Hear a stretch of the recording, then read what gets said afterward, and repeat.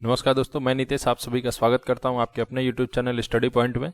इस वीडियो में हम 1 मार्च 2022 के कुछ महत्वपूर्ण करंट अफेयर्स के क्वेश्चंस करेंगे। इससे पहले यदि वीडियो पसंद आए तो वीडियो को लाइक करें, शेयर करें, साथ ही साथ चैनल को सब्सक्राइब करना ना भूलें और बेल आइकन को प्रेस करें, जिससे कोई वीडियो अपलोड हो तो सबसे पहले नोटिफिकेशन आपको मिले। तो आइए शुरू करते हैं। स्मार्ट कार्ड आर्म्स लाइसेंस और सशस्त्र ऐप किस राज्य या केंद्र शासित प्रदेश के पुलिस बल की हालिया पहल है?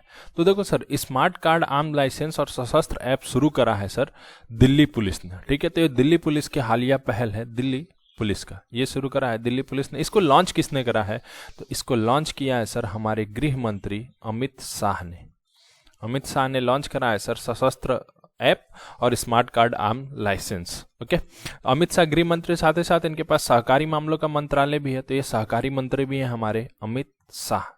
ओके, देखो स्मार्ट कार्ड आर्म लाइसेंस है क्या? तो देखो स्मार्ट कार्ड आर्म लाइसेंस जैसे अभी आप देख रहे हो, जो डीएल है या फिर जो पेपर है गाड़ी का आरसी है, वो सारे स्मार्ट कार्ड के रूप में। जैसे मान लो आप कहीं जा रहे हो, पुलिस की चेकिंग में आपके पास हथियार पकड़ा जाता है, तो आप क्या देखोगे सर कि आपके पास जो कार्ड होगा, जो लाइसेंस होगा, वो एक स्मार्ट कार्ड के रूप में होगा, जिसको स्कैन करके पुलिस सारा इंफॉर्मेशन ले सकती है कि कौन सा हथियार आपके नाम पे है, कितने हथियार इशू हुए हैं। तो ये सारी चीजें होंगी सर आम स्मार्ट कार्ड आर्म लाइसेंस के तहत। दूसरा है सशस्त्र ऐप। सशस्त्र ऐप बेसिकली लॉन्च किया गया है पुलिस के लिए, यानी पुलिस के पास ही ये होगा सशस्त्र ऐप, जिसमें स्कैन करेगी आपके स्मार्ट लाइसेंस को। ओके, ये दोनों लॉन्च कराया सर अमित शाह ने और हालिया पहल है दिल्ली पुलिस की। ठीक है, बात हो रही है दिल्ली पुलिस की, तो दिल्ली पुलिस ने अभी हाल ही में 75 साल पूरे किए हैं, यानी अपनी स्थापना के 75वां सालगिरह अभी मनाया है दिल्ली पुलिस ने। ठीक है, दिल्ली पुलिस ने एक अभियान शुरू करा है जिसका नाम है किस्सा खाकी का, जिसके तहत ये क्राइम स्टोरीज को बताएंगे, अपने क्राइम जो स्टोरीज है उसको बताया जाएगा किस्सा खाकी का अभियान के तहत। ओके, दिल्ली पुलिस ने एक ई लर्निंग प्लेटफॉर्म भी लॉन्च करा है जिसका नाम है उन्नति। उन्नति नाम से पूछा जा सकता है सर उन्नति ई लर्निंग प्लेटफॉर्म किसने लॉन्च करा है? तो ये लॉन्च करा है सर दिल्ली पुलिस ने। फिर दिल्ली पुलिस का एक पुलिस स्टेशन है सदर बाजार, सदर बाजार पुलिस स्टेशन, जो कि भारत का नंबर 1 पुलिस स्टेशन रहा है। ठीक है, इंडिया नंबर 1 पुलिस स्टेशन रहा है सर सदर बाजार पुलिस स्टेशन। ओके, देखो बात हो रही है दिल्ली की, तो देखो दिल्ली में एक है Aravalli biodiversity park, Aravalli biodiversity park, diversity park. और ये जो अरावली बायोडाइवर्सिटी पार्क है, ये भारत का पहला ओईसीएम पार्क बना है। ठीक है, भारत का पहला ओईसीएम पार्क बना है अरावली बायोडाइवर्सिटी पार्क, जो कि है दिल्ली में। दिल्ली सरकार की योजना के बारे में देखते हैं सर। दिल्ली सरकार की योजना है श्रमिक मित्र योजना, ये दिल्ली सरकार की है। श्रमिक मित्र दिल्ली सरकार की है। देश के मेंटोर, ये भी प्रोग्राम दिल्ली सरकार का है। और साथ ही साथ एक योजना शुरू करा है दिल्ली सरकार ने विद्यार्थियों के लिए, स्टूडेंट्स के लिए, बिजनेस ब्लास्टर्स, बिजनेस ब्लास्टर। इसके तहत 2000 रुपए दिए जाते हैं छात्रों को, ताकि वो एक पहल शुरू कर सके रोजगार से रिलेटेड। ठीक है, कोई रोजगार इनिशिएटिव शुरू कर सके। बिजनेस ब्लास्टर के तहत 2-2 हजार रुपया दिए जाते हैं क्लास के छात्रों को। ओके, तो ये बातें सर आपको दिल्ली और दिल्ली पुलिस के बारे में पता होनी चाहिए। हाल ही में किस बैंक ने अपने मर्चेंट को एकीकृत पीओएस समाधान प्रदान करने के लिए इजी टैप के साथ समझौता किया है? तो देखो सर, अभी इजी टैप के साथ समझौता करा है कोटक महिंद्रा बैंक ने। ओके, अब ये क्या होगा, Kotak Mahindra bank easy tap के साथ मिलकर 4000 पीओएस यानी पॉइंट ऑफ सेल, इसको बोलते हैं पॉइंट ऑफ सेल मशीन लगाएगा 4000 इजी टैप के साथ मिलकर Kotak Mahindra bank. Achieving social justice through formal employment इस वर्ष का विषय किस अंतर्राष्ट्रीय दिवस का है? तो देखो sir, achieving social justice through formal employment ये विषय रहा है सामाजिक न्याय और विश्व दिवस का। ठीक है, सामाजिक न्याय और विश्व दिवस का विषय रहा है sir achieving social justice through formal employment. ठीक है, देखो हमारे यहाँ भी है सामाजिक न्याय का विश्व दिवस जो मनाते हैं, हमारे यहाँ भी है सामाजिक और सहकारिता मंत्रालय। ठीक है, जिसके मंत्री अभी कौन है? मंत्री है इसके वीरेंद्र कुमार। ठीक है, जो हमारे यहाँ सहकारिता मंत्रालय है उसके मंत्री कौन है? वीरेंद्र कुमार।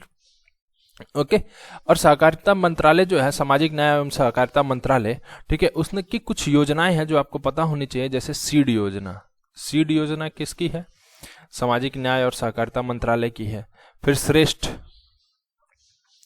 श्रेष्ठ योजना भी इन्हीं की है। फिर स्माइल, इंपॉर्टेंट है सर, स्माइल योजना किसकी है? तो ये भी है सर सामाजिक न्याय और सहकारिता मंत्रालय की। पर्यटन मंत्रालय ने भारत में पर्यटन के विपणन और प्रचार के लिए किस एयरलाइन के साथ एक समझौता ज्ञापन पर हस्ताक्षर करा है? देखो सर, पर्यटन मंत्रालय ने जो पर्यटन के विपणन और प्रचार के लिए हस्ताक्षर करा है वो करा है सर अलायंस एयर के साथ। देखो अलायंस एयर जो है ना, ये एयर इंडिया की एक सब्सिडरी कंपनी है, ये ध्यान रखना सर। जो एयर इंडिया है उसकी एक सब्सिडरी है अलायंस एयर, इसके साथ समझौता करा है सर हमारे पर्यटन मंत्रालय ने पर्यटन के विपणन और प्रचार के लिए। ठीक है, एयर इंडिया को पता होगा आपने, अभी टाटा ने खरीद लिया है। क्या नाम से खरीदा है सर? टाटा की कंपनी बनाई है टेलेस प्राइवेट लिमिटेड। ठीक है, टेलेस प्राइवेट लिमिटेड कंपनी बनाकर एयर इंडिया को 18,000 करोड़ में खरीदा है टाटा ग्रुप ने। ओके, एयर इंडिया का भी चेयरमैन कौन है? तो ये इंपॉर्टेंट होगा सर, ये पूछा जा सकता है। तो एयर इंडिया के चेयरमैन है विक्रम देव दत्त, ये बने हैं सर एयर इंडिया के चेयरमैन। एडिडास ने मनिका बत्रा को अपना ब्रांड एम्बेसडर बनाया है, वह किस खेल से संबंधित है? तो देखो सर, मनिका बत्रा है टेबल टेनिस से संबंधित। ओके, टेबल टेनिस की बहुत अच्छी प्लेयर है, भारत की सबसे अच्छी प्लेयर आप कह सकते हो, वो है मनिका बत्रा। ठीक है, ब्रांड एम्बेसडर बनी है अभी एडिडास की। ठीक है, देखो मनिका बत्रा से बात करते हैं। 2022 का कॉमनवेल्थ गेम कहाँ होगा? जो 2022 का कॉमनवेल्थ गेम होगा वो कहाँ होगा सर? तो देखो 2022 का जो कॉमनवेल्थ गेम होगा ये होगा बर्मिंघम में, बर्मिंघम। ओके, मनिका बत्रा को अगर आप देखोगे तो ये पाई है 2020 में, इन्हें मिला है मेजर ध्यानचंद पुरस्कार। ऐसे तो बहुत सारे पुरस्कार इनको मिले हैं, इंपॉर्टेंट है मेजर ध्यानचंद पुरस्कार, तो ये मिला हुआ है 2020 में मनिका बत्रा को। ओके, जो ये कॉमनवेल्थ गेम है इसका मैस्कॉट क्या है, इसका शुभंकर क्या है? मैस्कॉट बोलते हैं सर, इसका शुभंकर है peri the bull, peri the bull, ये है सर इसका शुभंकर कॉमनवेल्थ गेम 2022 जो कि होगा बर्मिंघम में। भारतीय नौसेना ने हाल ही में किस नौसैनिक जहाज से ब्रह्मोस सुपरसोनिक क्रूज मिसाइल का सफल परीक्षण किया है? तो देखो सर, भारतीय नौसेना ने जो ब्रह्मोस सुपरसोनिक क्रूज मिसाइल का सफल परीक्षण करा है सर, ये करा है INS विशाखापत्तनम से। ठीक है, INS विशाखापत्तनम से। और विशाखापत्तनम आपको पता होगा सर पूर्वी नौसेना का कमांड है, कमांड का हेडक्वार्टर है। पूर्वी जो नौसेना कमांड है इसका हेडक्वार्टर है, ठीक है, विशाखापत्तनम। ठीक है, कहाँ है सर? ये है आंध्र प्रदेश में। ठीक है, देखो बात हो रही है नेवी की, तो अभी आपने देखा होगा प्रेसिडेंट जो है हमारे रामनाथ कोविंद, ये गए थे नेवी का दौरा करने के लिए, नेवी की चीजें देखने के लिए। तो यहाँ पे प्रेसिडेंट से रिलेटेड देखो 2 मेडल होता है। ठीक है, एक को बोलते हैं प्रेसिडेंट कलर और एक को बोलते हैं प्रेसिडेंट स्टैंडर्ड। 2 पुरस्कार दिए जाते हैं sir, president colour, president standard. ठीक है, दोनों लगभग समान होते हैं, दोनों की वैल्यू लगभग समान होती है। तो अभी इन्होंने दिया है प्रेसिडेंट स्टैंडर्ड। ये पूछा जा सकता है सर किसे दिया है? तो देखो सर, ये जो प्रेसिडेंट स्टैंडर्ड दिया गया है राष्ट्रपति के द्वारा, ये दिया गया है 22वीं मिसाइल वेसल स्क्वाड्रन को, मिसाइल वेसल स्क्वाड्रन को दिया गया है 22वीं इस मिसाइल इस वेसल स्क्वाड्रन को दिया गया है प्रेसिडेंट स्टैंडर्ड। ठीक है, इसको बोलते हैं सर किलर स्क्वाड्रन भी बोल सकते हैं इसको, किलर स्क्वाड्रन, तो नाम से कंफ्यूज नहीं करना। किलर स्क्वाड्रन या 22 मिसाइल वेसल स्क्वाड्रन, दोनों बात क्या है, सेम ही है। ओके, दिया कहाँ गया है ये? तो ये दिया गया है सर मुंबई में। ओके, देखो एक जहाज है INS खुकरी, इसके बारे में हमने डिस्कस भी करा था। ये अभी इसको क्या बना दिया गया है? ये अब बन जाएगा सर म्यूजियम। ठीक है, तो INS खुकरी को बना दिया जाएगा सर म्यूजियम, ये भी बात आपको पता होनी चाहिए। हिमाचल प्रदेश का कौन सा जिला केंद्र के जल जीवन मिशन के तहत हर घर जल का दर्जा हासिल करने वाला 100वां जिला बन गया है? देखो सर, जल जीवन मिशन क्या है? हमारा जल जीवन मिशन के तहत 2024 तक हमारा लक्ष्य है कि हम हर घर में नल से जल दें, यानी टैप वाटर, जो टैप वाटर है, टैप वाटर से हर घर में जल दें, ये हमारा लक्ष्य है सर 2024 तक। इसी कड़ी में 100वां जिला बना है जिसके हर घर में नल से जल दिया गया है, वो जिला है सर चंबा। ठीक है, और चंबा कहाँ का जिला है? ये है हिमाचल प्रदेश का। तो बस इतना ध्यान रखो सर, जो 100वां जिला है जो हर घर जल में, जो पूरी तरीके से उस डिस्ट्रिक्ट में हर घर में टैप वाटर से जल मिला है, वो है सर चंबा, जो कि है हिमाचल प्रदेश का जिला। ठीक है, देखो ऐसे कितने राज्य हैं जो 100% हर घर में जल दे चुके हैं, ठीक है, हर घर में पूरे राज्य में जल मिल चुका है टैप वाटर से। तो ऐसा है सर, सबसे पहला राज्य बना था गोवा, दूसरे नंबर पे था सर तेलंगाना, फिर यूटीज की भी बात करोगे तो अंडमान एंड निकोबार भी हो चुका है, पुदुचेरी हो चुकी है सर, पुदुचेरी हो चुका है, दादर नगर हवेली हो चुका है, दादर एंड नगर हवेली हो चुका है, हरियाणा हो चुका है सर, हर घर में जल। अब देखो पंजाब हो सकता है अगला, क्योंकि पंजाब में 99% घरों में टैप वाटर से जल दिया जा चुका है, ठीक है, तो may be most probably Punjab होना चाहिए। बाकी जो अपडेट होगी उसके बारे में आपको अपडेट कर दिया जाएगा करंट अफेयर्स की क्लास में, ठीक है।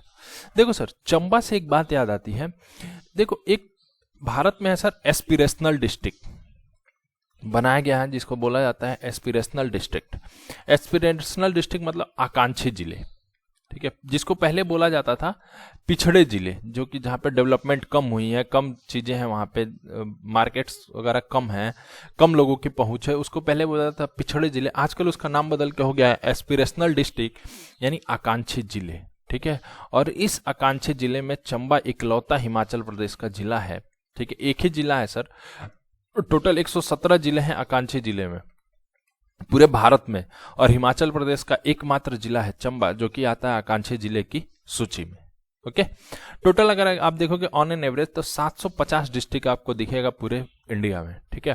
किसी साइड पे आप जाओगे, ये एग्जैक्ट नंबर नहीं है, किसी साइड पे आपको 747, 748 दिखेगा, किसी साइड पे आपको 752 दिखेगा, इतना नहीं, ऑन एन एवरेज मान के चलो सर 750 जिले हैं, जिसमें से 117 जिले ऐसे हैं जो कि आकांक्षी जिलों की श्रेणी में आते हैं, यानी पिछड़े जिलों की श्रेणी में आते हैं, जिसमें से चंबा हिमाचल प्रदेश का इकलौता जिला है जो कि आकांक्षी जिले की श्रेणी में आता है। भारतीय नौसेना को जुलाई 2022 तक 3 MH-60R मल्टी रोल हेलीकॉप्टरों का पहला बैच किस देश से प्राप्त होगा? तो देखो सर, ये 3 MH-60R मल्टी रोल हेलीकॉप्टर का जो पहला बैच प्राप्त होगा ये हमें प्राप्त होगा अमेरिका से, क्योंकि ये डील हमने करी थी फरवरी 2022 में, जब डोनाल्ड ट्रंप जो अमेरिका के राष्ट्रपति थे और वो भारत दौरे पे आए थे, तब हमने यह डील करी थी फरवरी 2020 में।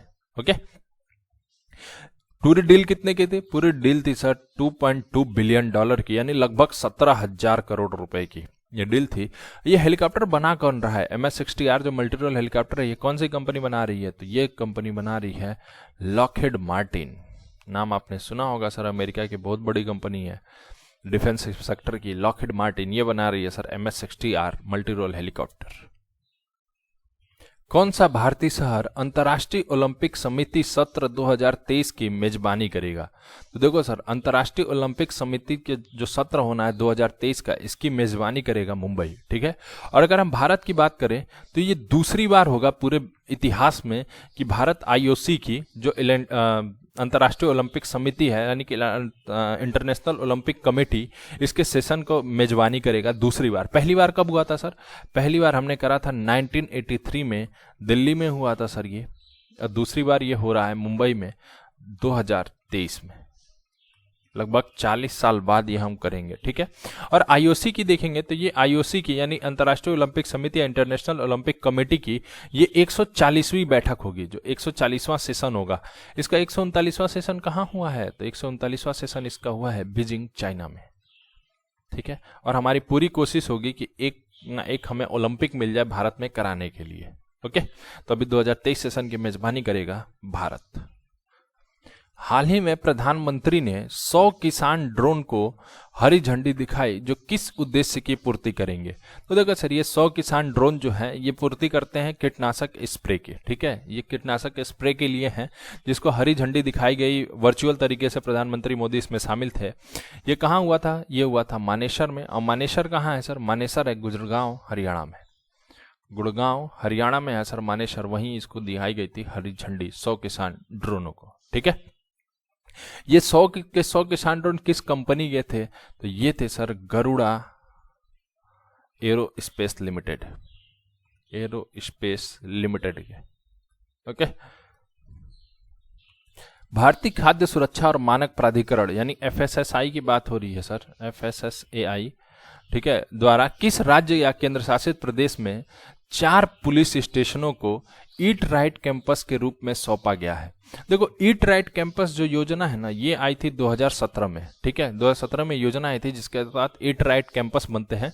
मतलब क्या होता है, यहाँ पे खाने की क्वांटिटी और क्वालिटी दोनों बेहतर होती है। जहाँ पे जिस सरकारी संस्थान में क्वांटिटी और क्वालिटी खाने की, ठीक है, यानी क्वांटिटी भी सही हो और क्वालिटी भी बेस्ट हो, उसको मिलता है ईट राइट कैंपस का दर्जा। ठीक है, तो ये अभी मिला है सर 4 पुलिस स्टेशनों का नई दिल्ली में। ठीक है, तो दिल्ली के 4 पुलिस स्टेशनों को मिला है ईट राइट कैंपस का दर्जा 2017 की योजना के तहत। देखो, एफएसएसआई की बात हो रही है,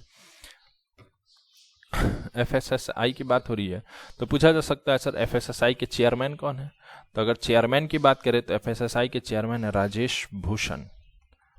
राजेश भूषण है सर एफएसएसआई के चेयरमैन, और इसके सीईओ हैं अरुण सिंघल। तो दोनों अलग अलग व्यक्ति हैं, ये आपको पता होना चाहिए, ये ध्यान रखना। एफएसएसआई के सीईओ की बात करें तो अरुण सिंघल, चेयरमैन की पूछे तो राजेश भूषण। डोर स्टेप वितरण अभियान मेरी पॉलिसी मेरे हाथ किस योजना के कार्यान्वयन के लिए है।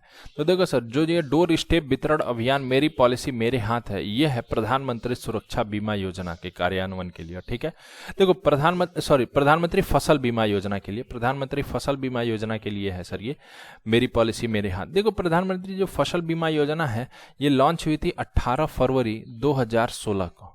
ठीक है, कहाँ से लॉन्च हुई थी, तो एमपी में एक जगह है सर सीहोर। ठीक है, तो एमपी के सीहोर से ये लॉन्च हुई थी 18 फरवरी 2016 को, और ये पूरी तरह से असफल रही, यानी सफल नहीं हो पाई ये योजना। ठीक है, इसके लिए कमेटी भी बनी है कि क्यों, क्या कारण है कि असफल हो रही है, उसके बारे में और निष्कर्ष निकाला जाए, उसको अच्छे से मॉडिफाई करके फिर से लागू किया जाए। बार बार कर सर गवर्नमेंट कोशिश करती है इसको लागू करने की, प्रधानमंत्री फसल बीमा योजना के अलग अलग तरीके से, लेकिन अभी तक ये सफल नहीं हो पाई है।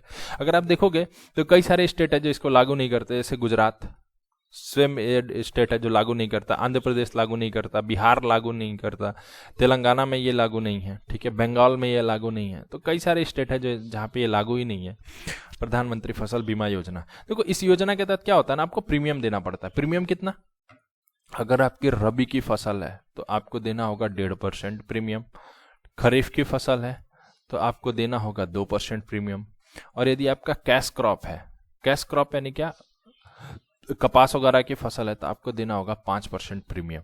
तो ये सब रीजन है ताकि ये योजना लागू नहीं हो पाती है, प्रधानमंत्री फसल बीमा योजना। ठीक है, तो बस इतना ध्यान रखो। डोर स्टेप वितरण अभियान मेरी पॉलिसी मेरे हाथ किस योजना के कार्यान्वयन के लिए है, तो यह है सर प्रधानमंत्री फसल बीमा योजना के कार्यान्वयन के लिए। ओके, तो इस वीडियो में इतना ही। वीडियो पसंद आए तो वीडियो को लाइक करें, शेयर करें, साथ ही साथ चैनल को सब्सक्राइब करना ना भूलें, और बेल आइकन को प्रेस करें जिससे कोई वीडियो अपलोड हो तो सबसे पहले नोटिफिकेशन आपको मिले। जय हिंद।